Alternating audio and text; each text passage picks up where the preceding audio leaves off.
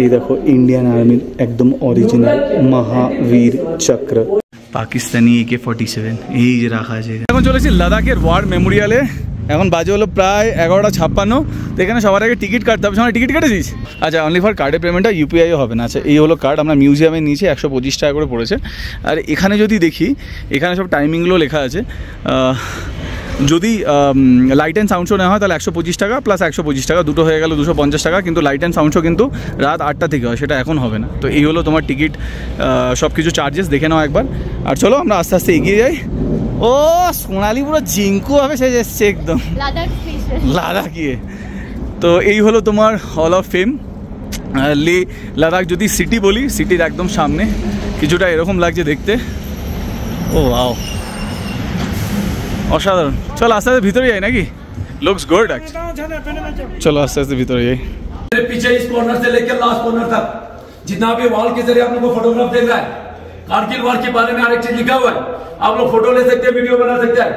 मेरे बाएं और शोकेस के अंदर जितना भी वेपन्स पड़ा हुआ है, वे वेपन्स अपना नहीं है, पाकिस्तान का है। कारगिल वॉर 1999 के दौरान पाकिस्तान से कैप्चर हुआ वेपन्स है। बाद में आप लोग फोटो ले सकते हैं, वीडियो बना सकते हैं, देख सकते हैं। उठा के नहीं जाना। मेरे सामने आप लोगों के पीछे जितना भी वीडियो के जरिए आप लोगों को दिखा रहा है, सियाचिन ग्लेशियर के बारे जवान -40 डिग्री से -70 डिग्री तक 3 महीना वहां पे कैसे तैनात रहता है, उसके बारे में मैं आप लोगों को बाद में अच्छे से ब्रीफिंग करूंगा। फिलहाल आप लोगों का फोकस जो इस जमीन के ऊपर, इसको बोलते हैं इंडियन आर्मी में टेरियन मॉडल या सैंड मॉडल। इंडियन आर्मी तब बनाता है जब किसी ऑपरेशन को लॉन्च किया जाता है या उसके बाद किसी को डीप ब्रीफिंग देने जा रहा हूं, जो कि मैं अभी आप लोगों को यहाँ पे डीप ब्रीफिंग देने जा रहा हूँ। कारगिल वॉर शुरू करने से पहले आप लोगों में से एक सर बोलेंगे भारत माता की, बाकी सब बोलेंगे जय। तैयार है आप लोग? चलिए शुरू कीजिए। भारत माता की जय। 3 बार बस ये आवाज से आप लोग- भारत माता की जय, भारत माता की जय। ध्यान से सुन लेना, भारत माता की जय। इससे पहले आप लोग यहाँ पे 20-30 लोग हैं। आप लोगों ने यहाँ पे जो आवाज निकाला, वो आवाज में यहाँ पे अकेला निकालता। इस आवाज से यहाँ पे 2 कबूतर सो रहा है, नींद से नहीं जगा। भारत माता की जगह सब वर्ड से पूरे ऑल वॉर में जेब में हाथ डाल के नहीं बोला जाता है, हाथों को फोल्ड करके नहीं बोला जाता है। भारत माता को सम्मान के साथ हाथों को रेस करके ऊंची आवाज में 3 बार बोला जाता है, क्योंकि भारत माता से उस जवान को युद्ध के दौरान जोश मिलता है, एनर्जी मिलता है, ताकत मिलता है। वॉर शुरू होने से पहले, वॉर खत्म होने के बाद भारत माता की जय पुकारता है। जब तक आप लोगों का भारत माता ठीक नहीं होगा, 8:30 बजे तक इसी तरह यहाँ पे खड़ा रहेगा। जिस किसी का भी हाथ नीचे दिखाई दिया, 3 बार भारत माता पुकारने दूंगा मैं। आप लोग की आवाज जो है पाकिस्तान बॉर्डर तक जाना चाहिए। आप लोग की आवाज से ये हॉल हिल जाना चाहिए। हिलेगा? एकदम एकदम सर। आप लोग में जोश है? एकदम सर। जोश ही नहीं है, आप लोग में जोश है? Hi sir. हाउ द जोश? How sir. हाउ द जोश? Hi sir. ये जोश चाहिए भारत माता में भी। चलिए दोबारा शुरू कीजिए। भारत माता की जय, भारत माता की जय, भारत माता की आप लोगों को मैं यहाँ पे कारगिल वॉर के बारे में ब्रीफिंग करने जा रहा हूँ। आप लोग ध्यान से सुन लेना। सबसे पहले इस टेरियन मॉडल के अंदर जितना भी रेड लाइन में आप लोगों को दिखा रहा है, ये रोड से कोई कच्चे रोड, कोई पक्के रोड। इसके अंदर जितना भी ब्लू लाइन में आप लोगों को दिखा रहा है, ये रिवर से कोई छोटे रिवर, कोई बड़े रिवर। चाइनीज से 2 बड़े रिवर इंडिया की ओर बह रहा है, एक है इंडस रिवर और दूसरा है शिंगू रिवर। उसके बाद पाकिस्तान से इंडिया की ओर रिवर आ रहा है, जिसका नाम है शिकारा रिवर, आपके सामने ठीक। उसके बाद इस मॉडल के अंदर कुछ रेड लेटर में कुछ गांव का नाम लिखा हुआ है, रेड लेटर में, जैसे कि गुलतारी, गोन, मटियाल, बिजोत एंड मरोल। ये पीओके का कुछ गांव है जो कि अभी भी उसके अंदर मौजूद है। पीओके क्या होता है? पाकिस्तान ऑक्युपाइड कश्मीर। मुझे आवाज नहीं आ रहा है। पाकिस्तान ऑक्युपाइड कश्मीर। पाकिस्तान ऑक्युपाइड कश्मीर, जो कि पाकिस्तान वाले बोलते हैं आजाद कश्मीर। उसके बाद जितना भी एरो है मेरे और इंडिकेट कर रहा है, ये LOC है। LOC क्या होता है?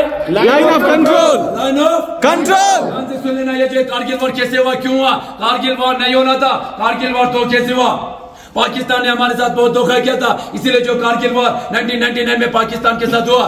1999 से पहले इंडियन आर्मी और पाकिस्तान के बीच में एक एग्रीमेंट के ऊपर साइन किया गया था कि विंटर्स के टाइम पे दोनों मुल्क उस हाइट के ऊपर नहीं बैठेंगे जहां पे ज्यादा बर्फ होता है। ना तो इंडियन आर्मी ना तो पाकिस्तान के रेंजर्स, उनको रेंजर्स बुलाया जाता है। क्या बुलाया जाता है? रेंजर्स। इंडियन आर्मी एग्रीमेंट के हिसाब से नीचे डाउन हुआ, मगर पाकिस्तान ने ऐसा नहीं किया। पाकिस्तान धीरे धीरे अंदर आना शुरू हो गया और हमारा कुछ पोस्ट धोखे से चोरी छुपाते ऑक्यूपाई किया। वो कौन सा पोस्ट है आप लोग ध्यान से देख लेना। सबसे पहले द्रास के अंदर तोलोलिंग 5140 टाइगर हिल 0.4875, उसके बाद कारगिल 0.5608 कक्सार एंड मजदास, लास्ट में आता है बटालिक के अंदर जुबाराइट, मुंटू डालू, खलुबार पोस्ट, एन यालतोर। ये पूरे का पूरा जमीन आप लोगों को यहाँ पे देखने में छोटा दिखाई देगा, मगर द्रास से लेके बटालिक तक अबाउट 134 किलोमीटर जमीन उन्होंने धोखे से चोरी छुपा दे ऑक्यूपाई किया था। उस दौरान इंडियन आर्मी एग्रीमेंट के हिसाब से नीचे डाउन हुए थे। पाकिस्तान ने जितना भी जगह जमीन पोस्ट ऑक्यूपाई कर लिया। अब तो इंडियन आर्मी की बारी, उसको कैसे रिकैप्चर करना है ध्यान से सुन लेना। बटालिक के अंदर इंडियन आर्मी को कैसे पता चला कि हमारा पोस्ट ऑक्यूपाई हो चुका है। बटालिक के अंदर एक पोस्ट है जिसका नाम है मुंटू डालू। क्या है? मुंटू डालू। 5068 के ऊपर एक चढ़वाहा था, भेड़ बकरी चढ़ाने वाला लद्दाखी सिविलियन, जिसका नाम था ताशी नमग्याल। क्या था? ताशी नमग्याल। ये जो ताशी नमग्याल मुंटू डालू इलाके के अंदर हर हमेशा भेड़ बकरी ऊपर नीचे करते रहते थे। एक दिन मुंटू डालू इलाके के अंदर उसने वहां पे कुछ हरकत को देखा, वहां पे कुछ लोग हरकत कर रहे थे। पहले उसने देखा कि ये इंडियन आर्मी की पाकिस्तान आर्मी, वहां पे उसने देखा लंबे चौड़े पठानी सूट में 8 से 10 लोग पत्थर से बंकर बना रहा था। उनको कंफर्म हुआ कि ये इंडियन आर्मी नहीं है, पाकिस्तान आर्मी। इसीलिए फटाफट बटालिक बेस में आके इंडियन आर्मी को इंफॉर्मेशन दिया जाता है, सर मुंटू डालू इलाके के अंदर कुछ हरकत हो रहा है, आप लोग देख लेना। बोल के इंडियन आर्मी फटाफट एक्टिवेट हो जाता है और यहाँ पे एक पेट्रोलिंग तैयार किया जाता है। उस पेट्रोलिंग कमांडर का नाम था कैप्टन सौरभ कालिया। क्या था? कैप्टन सौरभ कालिया। कैप्टन सौरभ कालिया के साथ 10 जवान इंडियन आर्मी द्वारा यहाँ से पेट्रोलिंग के लिए भेजा तो जाता है, वहां से एक भी वापस नहीं आया। पूरे का पूरा वहां पे शहीद कर दिया पाकिस्तान वालों ने। इसीलिए फटाफट इंडियन एयरफोर्स द्वारा यहाँ पे एक ऑपरेशन लॉन्च किया जाता है। उस ऑपरेशन का नाम था ऑपरेशन सफेद सागर। ऑपरेशन सफेद सागर इसलिए नाम दिया गया क्योंकि ज्यादा हाइट होने की वजह से इंडियन आर्मी और इंडियन एयरफोर्स दोनों मिलकर उस ऑपरेशन को सक्सेसफुल बनाया। ऑपरेशन तो सक्सेसफुल हो गया, मगर खालूबार 4812 के ऊपर हमारी 111 कोर का राइफल का कैप्टन मनोज कुमार पांडे बहादुरी के साथ, ईमानदारी के साथ लड़ते लड़ते वहां पे वो शहीद हो गया। उनकी वीरता को देख के, उनकी बहादुरी को देख के भारत सरकार द्वारा उनको सबसे पहले परम वीर चक्र से सम्मानित किया गया। नेक्स्ट आता है द्रास के अंदर तोलोलिंग। क्या है? तोलोलिंग। ये जो तोलोलिंग में था हमारे लिए बहुत ही जरूरी था। क्यों जरूरी था? क्योंकि श्रीनगर से आते समय ये जो रेड लाइन आ रहा है, द्रास होते हुए कारगिल, कारगिल से रेड लाइन आ रहा है लेह लद्दाख तक, ये हमारा NH1 है, नेशनल हाईवे 1, तोलोलिंग के नीचे से आता है। इसीलिए ये पाकिस्तान के निगरानी में था। अगर आज हम सबसे पहले तोलोलिंग को रिकैप्चर नहीं करते तो आज यहाँ पे कौन होते? पाकिस्तान होता। कौन होते यहाँ पे? पाकिस्तान। ऐसा होने देते? नहीं, ऐसा होने देते कभी नहीं। ऐसा ना हो, तोलोलिंग को रिकैप्चर करने के लिए कैप्टन विजय थापर को टास्क दिया था। कैप्टन विजय थापर बहादुरी के साथ, ईमानदारी के साथ तोलोलिंग को रिकैप्चर करने के बाद 22 की एज में यहाँ पे शहीद हो गया, जिसका द लास्ट पोस्ट आप लोग यहाँ पे जरूर पढ़िए। द लास्ट पोस्ट करके आप लोग को प्राउड फील होगा, फखर महसूस होगा। शहीद होने से एक दिन पहले अपने पिताजी के नाम खत लिख के वो शहीद हुए। बाद में पिताजी का भी मैसेज पढ़ लेना। उसके बाद आप सभी को पता होगा कैप्टन विक्रम बत्रा का नाम। कैप्टन विक्रम बत्रा सभी को पता है? हाँ एकदम। कैप्टन विक्रम बत्रा का दूसरा नाम भी है शेरशाह। आवाज नहीं आ रहा है? शेरशाह। शेरशाह के लिए आवाज यहाँ पे बहुत कम होता है। कैप्टन विक्रम बत्रा का दूसरा नाम क्या था? शेरशाह। टास्क दिया था 5140 को रिकैप्चर करने के लिए और उसने किया भी बहादुरी के साथ। 5140 को रिकैप्चर करने के बाद आगे एडवांस करते समय 1-2 गोली लगने के कारण वहां पे वो घायल हुआ। घायल होते ही अपने सीनियर ऑफिसर को यहाँ से 4 वर्ड का एक मैसेज पास किया जाता है। वो मैसेज क्या था? ये दिल मांगे। क्या था? ये दिल मांगे मोर। ये दिल मांगे मोर उस फिल्म के अंदर इसलिए बोलता है क्योंकि उसका दिल जो था यहाँ तक सीमित नहीं था, उसका दिल था यहाँ तक। पूरे को रिकैप्चर करने के लिए उसके अंदर इतना जोश था, हिम्मत था, मगर वो घायल हो चुका था। फिर भी अपने सीनियर ऑफिसर से परमिशन मांगा था, सर मैं बिल्कुल ठीक हूँ, मुझे दोबारा एक बार परमिशन दीजिए। परमिशन मिला, आगे एडवांस किया। यहाँ पे 3 पाकिस्तानियों को मार गिरा के जैसे ये टॉप पे चढ़ रहा था, अचानक पीछे से 5 गोले लगने के कारण कैप्टन विक्रम बत्रा भी वहां पे शहीद हो गया। उनकी वीरता को देख के उनको भी परम वीर चक्र से सम्मानित किया गया। बाकी उसके साथ जितना भी सेना थे, राइफलमैन संजय कुमार के साथ पूरा सेना मिल के 4875 को बहादुरी के साथ कैप्चर किया और वहां पे 7 पाकिस्तानियों को मार गिरा के अपना तिरंगा लहराया। भारत माता पुकार के संजय कुमार जीवित वापस आए थे, अभी भी जीवित है। उसके बाद लास्ट में था टाइगर हिल। ज्यादा डोमिनेट होने के कारण इंडियन आर्मी को कम से कम 1 महीने का समय लग गया टाइगर हिल को रिकैप्चर करने के लिए। 18 ग्रेनेडियर को टास्क दिया था। आप लोगों ने नाम सुना होगा ग्रेनेडियर योगेंद्र सिंह। ग्रेनेडियर योगेंद्र सिंह के साथ जितना भी सेना थे, टाइगर हिल को 1 महीने के अंदर पूरे का पूरा रिकैप्चर तो कर लिया, मगर योगेंद्र सिंह को टाइगर हिल के ऊपर 17 गोली लगने के बावजूद भी वहां पे तिरंगा लहरा के भारत माता पुकार के वहां से वो जीवित वापस आए थे, अभी भी जीवित है।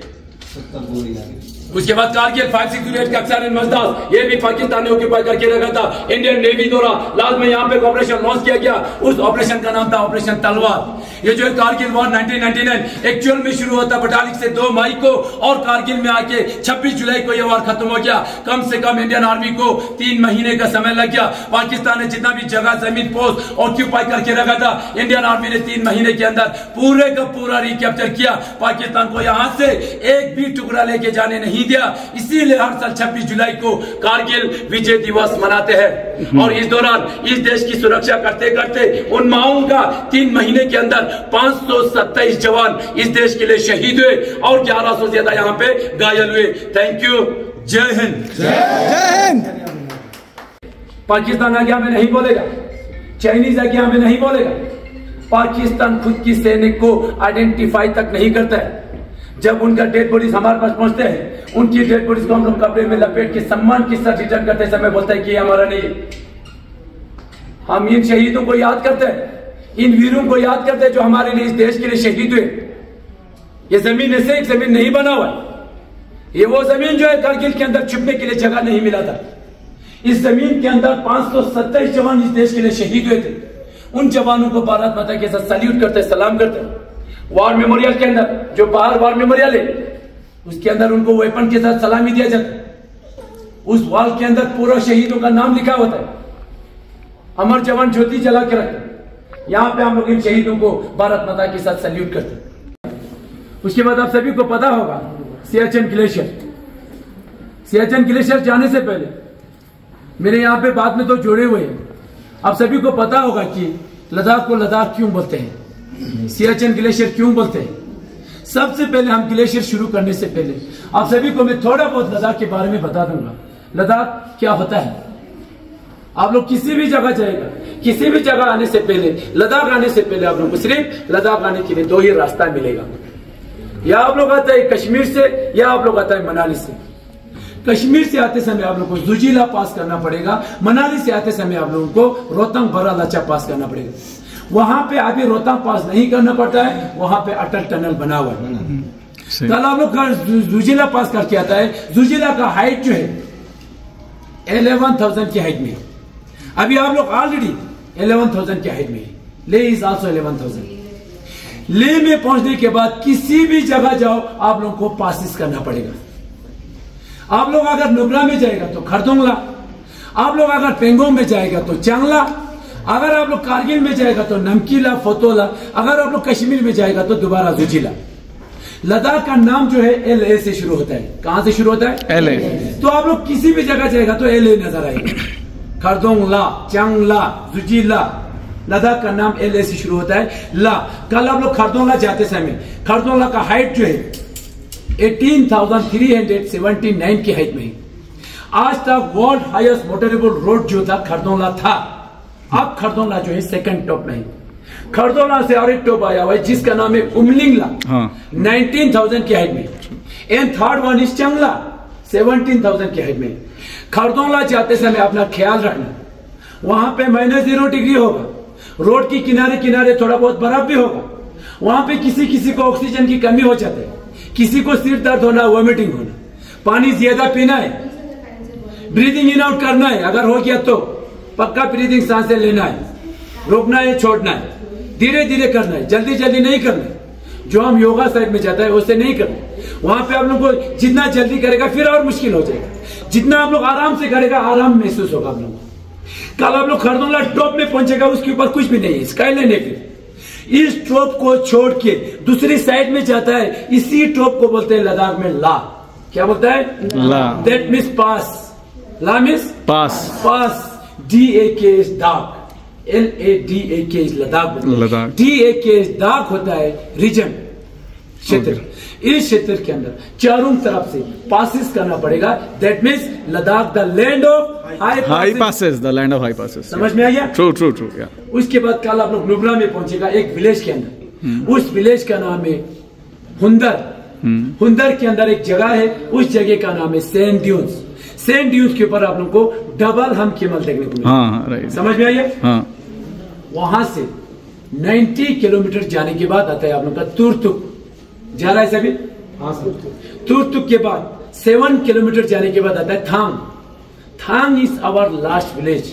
वहां से एलओसी शुरू हो जाता है। पाकिस्तान रिजिस आगे जाने का अलाउ नहीं है। किस लिए जाता है हम लोग वहां पे? क्यों जाते हैं आप? घूमने आए तो घूमने जाएंगे। क्या देखने के लिए जाता है? घूमने के लिए कुछ चीज होगा। पहाड़ी को देखने के लिए जाता है, लास्ट विलेज को देखने के लिए जाता है, लास्ट विलेज उन लोगों को देखने के लिए जाता है जो पहले वहां पे पाकिस्तान सेटल थे। पहले हमारा नहीं था, वो पाकिस्तान का था। 1971 में तुर्तुक को कैप्चर किया था इंडियन आर्मी ने। 71 में कैप्चर किया था। किसने कैप्चर किया? इंडियन आर्मी ने। इंडियन आर्मी का एक कमांडर जो होता है, ट्रूप लीडर, उसी नुब्रा का रहने वाला, लद्दाखी ऑफिसर का।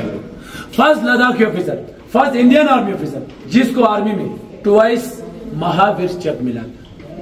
Mahavir is the second highest gallantry award and Paramvir is the first gallantry award.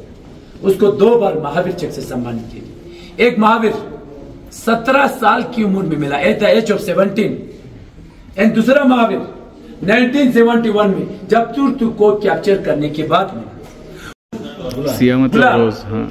Chain, CHEN, chain. Chain होता है प्लेस, जगह। उस जगह के अंदर सबसे पहले एक फूल ने जन्म लिया था। दोनों को मिला के सियाचेन के नाम से जाना जाता है। समझ में आ गया? हाँ। अब उसी के अंदर बर्फ पड़ गया, बहुत बर्फ हो गया। -0 डिग्री हो, -70 डिग्री हो गया। हर साल बर्फ होना शुरू हो गया। अब -70 डिग्री होने की वजह से वो मेल्ट नहीं हुआ। मेल्ट नहीं होने के बाद वहां पे जम गया, बर्फ आइस में तब्दील हो गया। अब वहां पे 1 साल का 2 साल का बर्फ नहीं है, हजारों साल पहले का बर्फ। पहाड़ी बना हुआ, नीचे से थोड़ा बहुत पानी बहते रहता है जो कभी खत्म होने वाला नहीं है। उस चीज का नाम है ग्लेशियर। क्या है? ग्लेशियर। अब ग्लेशियर कहां पे है? आप लोग तुर्तुक में जाते हैं, वहां पे 3 ग्लेशियर है। First glacier, second glacier, third glacier. हर एक ग्लेशियर के अंदर 30 से 40 पोस्ट होते हैं। हर एक पोस्ट के अंदर 10 से 20 सोल्जर बैठते हैं 3 महीने के। उस इलाके के अंदर अभी इस टाइम टेम्परेचर जो है -40 डिग्री, दिसंबर जनवरी में -70 डिग्री जाते हैं। उस इलाके के अंदर इंडियन आर्मी की जवान एक दिन के लिए नहीं बैठते, कम से कम 3 महीना बैठते हैं। उस इलाके के अंदर मैं अपनी सर्विस में 1 बार नहीं, 2 बार नहीं, 3 बार जाके आ चुका। 3 महीने के लिए, 4 महीने के लिए, लास्ट में मेरा बहुत टफ था 6 महीने के लिए। वहां का हाइट जो था मेरा लास्ट 25,000 फीट हाइट के ऊपर था। यहां तक कंटिन्यूस बर्फ होता है। इस बर्फ के अंदर हमारे इंडियन आर्मी के जवान अभी भी देश की सुरक्षा के लिए 24 घंटा वहां पे तैनात रहते हैं। उसके बारे में आप लोगों को यहाँ पे जानकारी दे रहा हूं। अब जाते समय इंडियन आर्मी की एक जवान का रुख सुख जो है बैग के अंदर वेट जो है 40 kg वेट होता है, 40 kg वेट। एक दिन में नहीं पहुंचेगा वो उठा के, एक हफ्ते में नहीं पहुंचे, पहले 50 दिन पैदल चलना पड़ता। 50 दिन 40 kg वेट उठा के ऊपर पहुंचते पहुंचते पूरा छिलका निकल जाते, उठाना पड़ेगा। वहां पे इतना ठंड है। अब वहां पे जाते समय इंडियन आर्मी की जवान इस तरह पूरा ग्रुप में नहीं जाते, सभी जवान सिंगल लाइन में जाते हैं। सभी जवान रोप के साथ कनेक्ट होके जाते हैं। सभी जवान का डिस्टेंस होगा कम से कम 7-8 मीटर, यहां से मेरे और सर के बराबर। इतना डिस्टेंस रखने के बाद मूवमेंट करते समय कभी कभी बदकिस्मती से उस पहाड़ी के ऊपर से इतना बड़ा बर्फ का हिस्सा टूट जाता है। 15 में से 10 जवान को कहां लेके कहां दबा देगा पता भी नहीं चलता है। उस चीज का नाम है एवलांच। क्या है? उसके बाद आप लोगों ने किसी जगह देखा होगा अर्थक्वेक होते समय जमीन जो है क्रैक हो जाती है, देखा? हाँ। सेम इसी तरह हमारा चलने का रास्ता जो है आइस का होता है। ज्यादा ठंड होने की वजह से वो रास्ता जो है क्रैक हुआ, कम से कम 30-40 फीट नीचे। ऊपर क्या होगा? बर्फ होगा।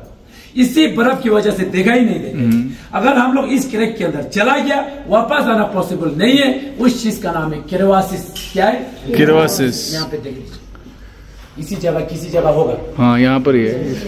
इतना नीचे जाएगा, कभी कभी ये तो थोड़ा बड़ा है, अगर इसके अंदर जाएगा तो बड़ा करके नीचे चला जाए। कभी कभी इतना होता है, अगर उसके अंदर BAC पोर्टेबल अल्टीट्यूड चेंबर बोलते हैं इसको। क्या बोलते हैं? Portable altitude chamber.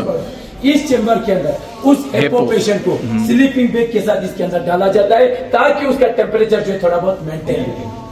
बाहर का टेम्परेचर -70 डिग्री है, कंधे के ऊपर उठा के रखेगा -70 डिग्री ही खा जाएगा। एवरी 5 सेकंड के अंदर इस ट्रांसपेरेंट की मदद से उसको देखना पड़ता है। अगर वो ठीक रहा, अंदर से खुद इशारा करते सर मैं बिल्कुल ठीक हूँ।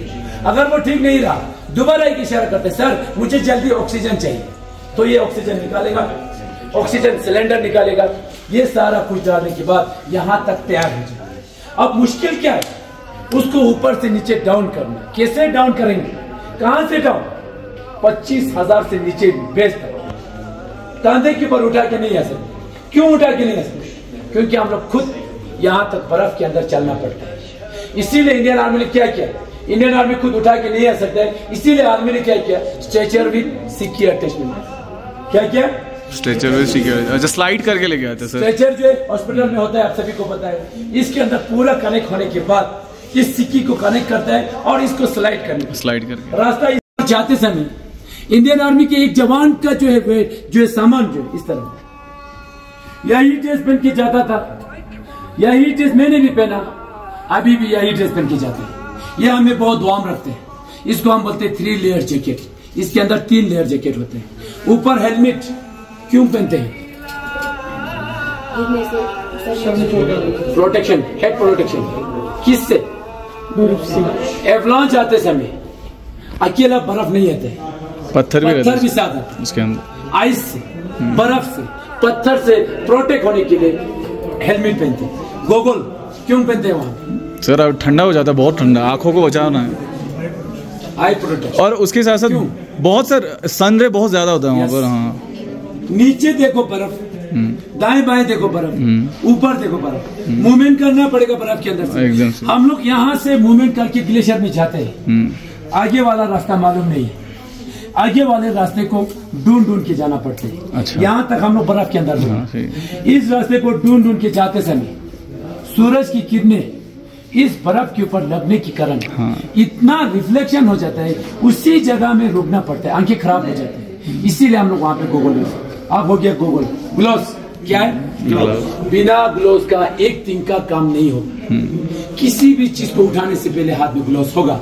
बिना ग्लोव्स का किसी मेटालिक चीज के ऊपर हाथ लग गया, हाथ वहां पे चिपक जाता है। निकालते समय इसके बीच में या तो डंडा मार के खोलना पड़ता है या तो इसको खींचना पड़ता है। खींचते समय पूरा यहाँ से लेके यहाँ तक छिलका पूरा निकल जाता है, फ्रोस्ट बाइट हो जाते हैं, चिल ब्लेन हो जाते हैं। बाद में दोनों को काट दिया जाता है। उसके बाद बैग, इस बैग का नाम है रुक्सक। क्या है? रुक्सक है। इस रुक्सक के अंदर कम से कम 40 kg वेट उठा के जाते। 50 दिन पैदल चलता था, 30 दिन, 20 दिन, अब 1 हफ्ते में पहुंच जाता है। रोप मैंने बताया, हाँ, बिना रोप कोई मूवमेंट नहीं जा सकता। यहाँ पे एक मोबाइल जैसा सेट है, इसको बोलते हैं AVD। क्या बोलते हैं? AVD। A फॉर एवलांच, बर्फ का हिस्सा टूट जाना। V फॉर विक्टिम, हम खुद हो गए। D for detector, avalanche victim detector, avalanche victim detector. जो जवान बर्फ के अंदर दब गया उसके गले में भी होता है, जो बाहर बच गया उसके गले में भी होता है। कहने का मतलब क्या है? जो जवान बर्फ के अंदर दब गया, अब उसको ढूंढना पड़ेगा। ढूंढते अगर इसके नजदीक में पहुंचना शुरू हो गया, ब्लूटूथ की तरह एक दूसरे के साथ कनेक्ट हो जाए। कनेक्ट होने के बाद आवाज मारते हैं, पी पी आवाज मारते हैं, जल्दी ढूंढने में आसान हो जाएगा। ठीक है, इसलिए ये बहुत जरूरी है। ये जाने से पहले यहाँ पे देख लीजिए, इसको बोलते हैं हम लोग 4 पॉइंट्स। क्या बोलते हैं? 4 पॉइंट्स। दोनों पैर को चला रहा है, दोनों हाथों को चला रहा है, इसको हम लोग बोलते हैं ट्रेनिंग में 4 पॉइंट्स। इसी के बाद 2 पॉइंट्स होगा, दोनों हाथ को नहीं चलाएगा, सिर्फ 2 पैर के जरिए पहाड़ी के ऊपर चढ़ेगा। ये जो है 90 डिग्री आइस वॉल है। 90 डिग्री कितना होता है? मतलब एकदम स्ट्रेट, एकदम स्ट्रेट। मतलब मान लो फॉर एग्जाम्पल ये है 90 डिग्री। इस 90 डिग्री के ऊपर 20 kg वेट उठा के यहां से लेके टॉप तक जाके वापस आना होता है। सियाचिन ग्लेशियर के ऊपर जाने से पहले 21 डेज का ट्रेनिंग दिया जाता है। सियाचिन बेस कैंप में। जब तक ये ट्रेनिंग पास नहीं करेगा तब तक नहीं जा सकते हैं। क्यों दिया जाता है 90 डिग्री में? क्योंकि सियाचिन ग्लेशियर के ऊपर 45 डिग्री 75 डिग्री में आइस वॉल मिलता ही मिलता है। बिना ट्रेनिंग का जाते समय हमारे जवान वापस आते हैं, नहीं कर पाते हैं, सांस चढ़ जाता है। इसीलिए ट्रेनिंग के दौरान उनको आसान होने के लिए 90 डिग्री एडवांस में चढ़ा दिया ताकि 45 डिग्री उनके लिए आसान हो। Ladder, 2 types of ladder. एक लेडर होता है क्लाइंबिंग के लिए, माउंटेन एरिया में। एक लेडर होता है बिछाने के लिए, बर्फीले इलाके के लिए। कहाँ पे बिछाएगा?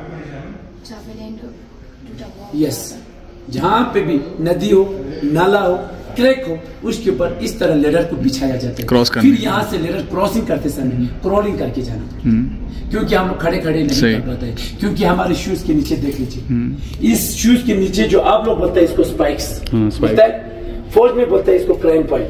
क्या बोलता है? Crime point. ये जूते का नाम है स्कार्पा। क्या है? स्कार्पा। जो इसने पहना हुआ स्कार्पा। स्कार्पा का 2 लेयर है, एक आउटर और एक इनर। आउटर जो है अंदर बर्फ जाने नहीं देते, पानी नहीं जाने देते। इनर जो है हमारा पैर बहुत वार्म रखते हैं।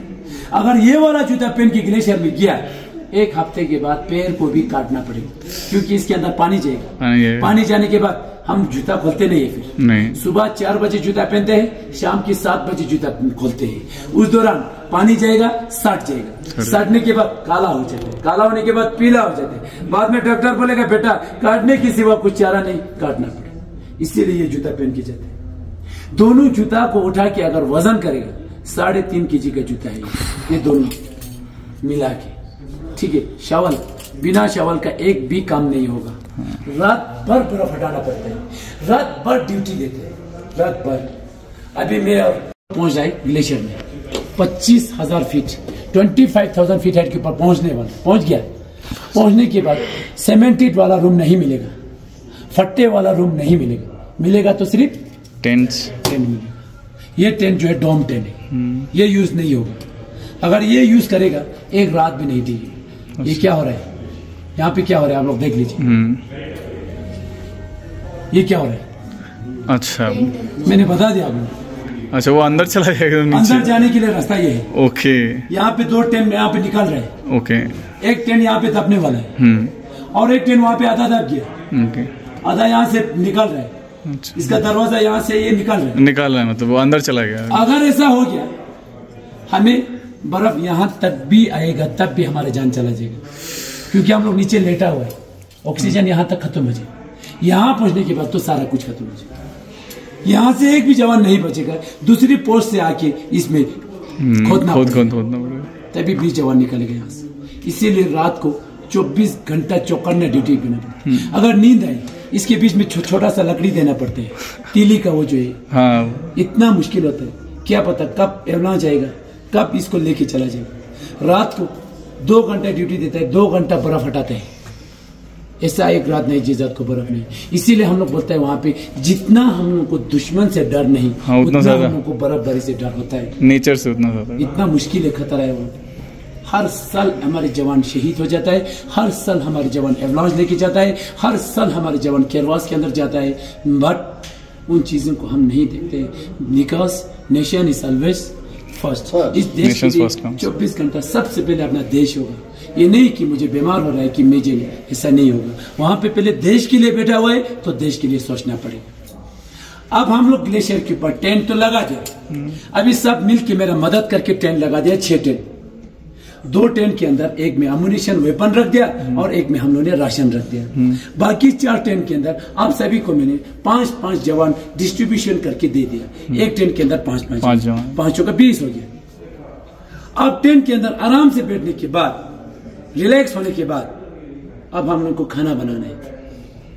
खाना बनाना पड़ेगा। हाँ, एकदम खाना बनाना पड़ेगा। कहां से खाएगा? एक बूंद पानी नहीं मिलता है। कहां से आएगा पानी? दरिया तो होगा नहीं, 25,000 फीट हाइट के ऊपर नल तो होगा नहीं। पाइपलाइन बिछाएगा तो नीचे से पूरा फ्रोजन हो जाएगा। अब क्या करेगा फिर पानी के लिए? बर्फ को पिघल के 2 चीजें, या तो बर्फ को मेल्ट करेगा या तो आइस को मेल्ट करेगा। सबसे पहले इजी चीज देखते हैं। इजी चीज क्या है? बर्फ है। बर्फ है, इतना इजी है, टेंट के ऊपर से भी ला सकते हैं, कहीं से भी ला सकते हैं। अंदर से आके इतना बड़ा बर्तन लेके आता है, इस टेंट के ऊपर से इतना बर्तन भर के लेके जाता है, उसको मेल्ट करने के बाद 1 गिलास पानी आ जाता है। उससे क्या होगा? वो तो एक जवान पी लेगा तो खाना खत्म हो गया फिर। इसीलिए जरूरी हो जाता है नीचे से आइस को तोड़ना। आइस को तोड़ के बर्तन में डाल के खाना बनाने के लिए लेके जाते हैं। अब एक दिन तोड़ना नहीं, कम से कम 3 महीना तोड़ना है। डेली तोड़ तोड़ के खड्डा बन जाते हैं। 1 महीने के बाद वो खड्डा जो है गुफा बन जाता है। गुफा में 3 महीने के बाद वो गुफा जो है बड़ा सा हॉल में बदल जाता है।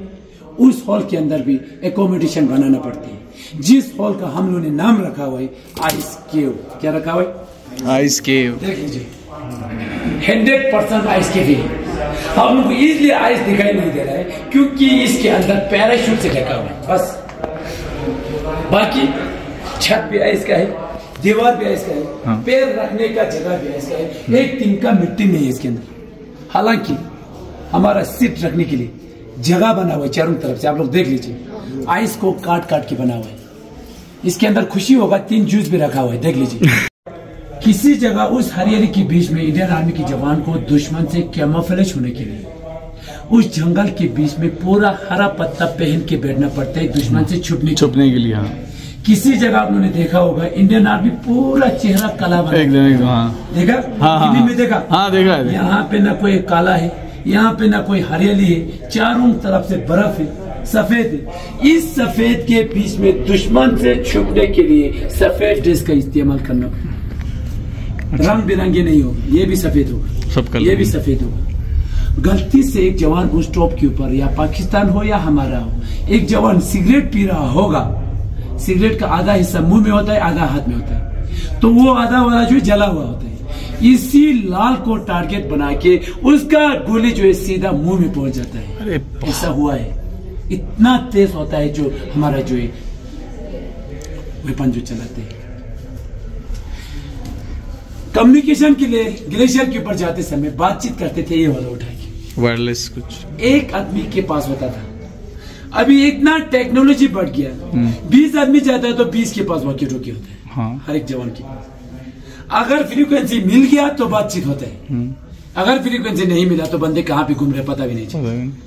इस रुख सुख के अंदर कम से कम 40 केजी वेट उठा के, अभी फिलहाल 20 केजी तो अभी भी है, उसके बाद 20 केजी और। ये जो है आप लोग का स्पाइक जो आप लोग, इस जूते को दोनों को मिला के 3.5 केजी का जूता है। मैंने आप लोग को वहां पे आउटर इनर बताया। हाँ, आउटर इनर बताया। ये वाला आउटर है, ओके। इसके अंदर पानी नहीं जाने। ये वाला जो है इनर है, इनर आप लोग देख लीजिए कितना इसके अंदर हमें मुआम रखिएगा। तो यही जूता पहन के जाता है। इसके नीचे आप लोग बोलते हैं स्पाइक्स। क्या बोलते हैं? स्पाइक्स। ये स्पाइक जो है सियाचिन ग्लेशियर के ऊपर इस तरह काम करते हैं। आप लोग ऊपर देखते, लेडर भी इसमें बचा है। लेडर के बारे में, ये है लेडर।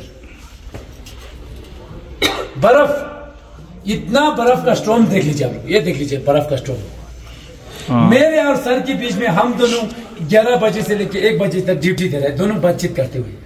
सर भी वेपन उठा के होगा, शवाल उठा के होगा, मैं भी वेपन उठा के होगा, शवाल उठा के। दोनों बीच में अपना जो है टाइम निकालने के लिए बातें करते रहता है, मगर सर का चेहरा नजर में नहीं आएगा कि वहां पे कहां पे है। इसके बीच में इतना बर्फ गिरते हैं पता भी नहीं चलता।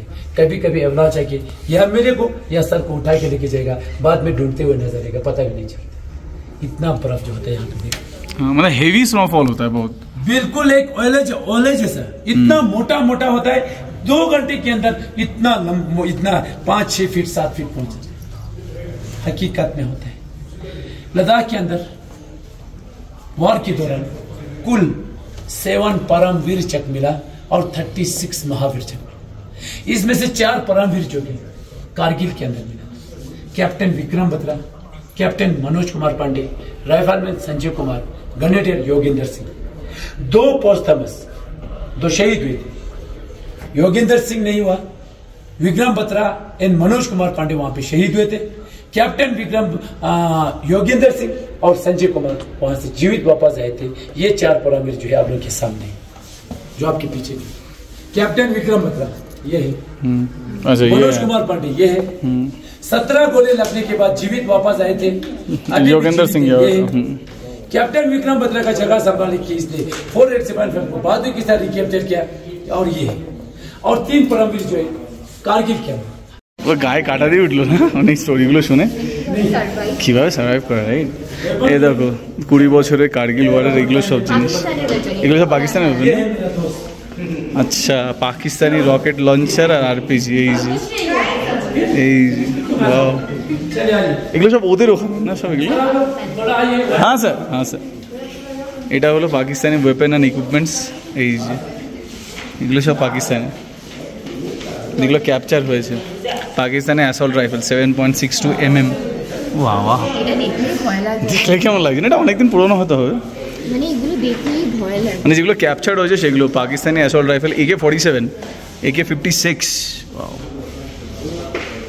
এগুলো গেছে। এটা হলো ওকে বিলো আপ অ্যান্ড হলিউড।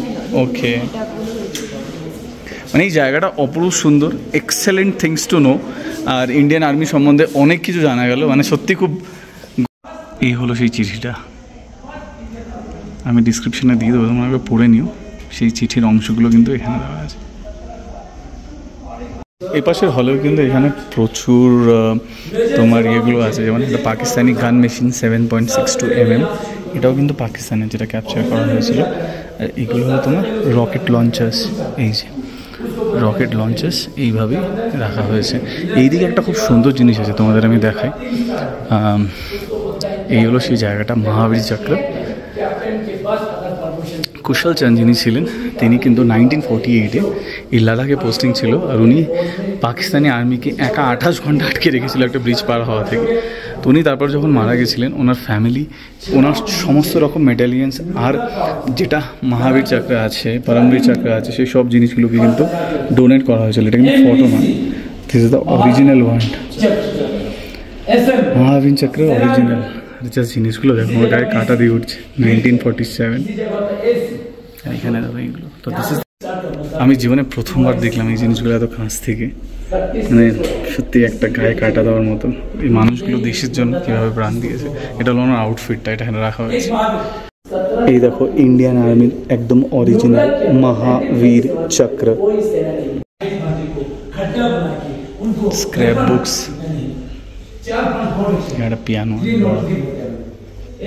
এখানে আছে, যারা যারা মহাবীর চক্র পেয়েছে সেটা।